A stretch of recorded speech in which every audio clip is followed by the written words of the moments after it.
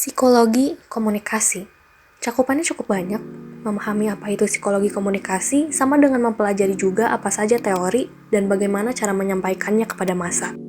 Psikologi komunikasi adalah sebuah ilmu yang mempelajari komunikasi dari aspek psikologi.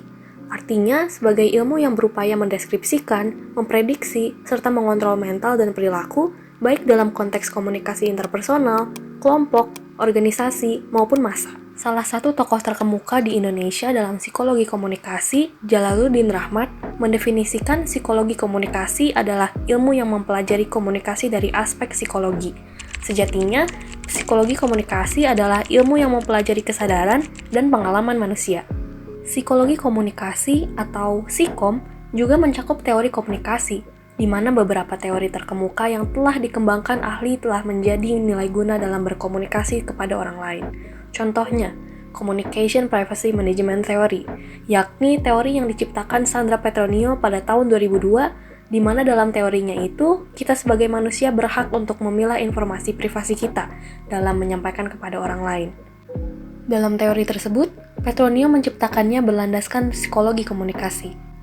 Sebagaimana dari fungsi komunikasi itu sendiri, yakni menyampaikan informasi kepada orang lain, ada juga istilah komunikasi massa, yang mengharuskan kita memahami etik menyiarkan informasi tersebut. Proses penyiaran informasi melalui komunikasi massa biasanya secara verbal, yakni komunikasi yang disampaikan melalui lisan dan tulisan, maupun secara non-verbal, yakni penyampaiannya melalui bahasa tubuh, simbol, dan lain sebagainya. Dalam jurnalistik, psikologi komunikasi mencakup beberapa poin penting yang mempengaruhi implementasi analisa psikologi terhadap seseorang, mulai dari gestur tubuh, ekspresi wajah, dan intonasi suara adalah beberapa contoh yang bisa kita gunakan sebagai referensi untuk keperluan menentukan pribadi seseorang. Bukan hanya itu, metode menganalisa personalitas seseorang dalam aspek jurnalistik merupakan hal esensial guna kepentingan riset atau data yang sedang dikumpulkan. Sementara narasumber yang minim menunjukkan gerak tubuh bisa jadi ciri-ciri bahwa individual tersebut pesimistis dan tidak terlalu ingin berkomitmen dengan kegiatan wawancara tersebut. Selain gestur tubuh, biasanya ekspresi juga menjadi contoh amplifikasi dalam keadaan seseorang, sama halnya dengan intonasi dan tingkat volume seseorang dalam berbicara.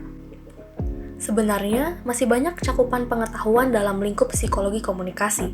Kalau kalian masih merasa masih belum cukup puas terhadap apa saja topik menarik mengenai pembahasan psikom, kalian bisa cari dan research di Google. Banyak jurnal maupun skripsi yang mempelajari psikologi dalam berbicara. Semoga dari apa yang telah saya sampaikan bermanfaat bagi kalian semua. Saya Kifsha dari Universitas Islam Negeri Sunan Gunung Jati Bandung, berterima kasih atas presensi kalian. Sampai jumpa!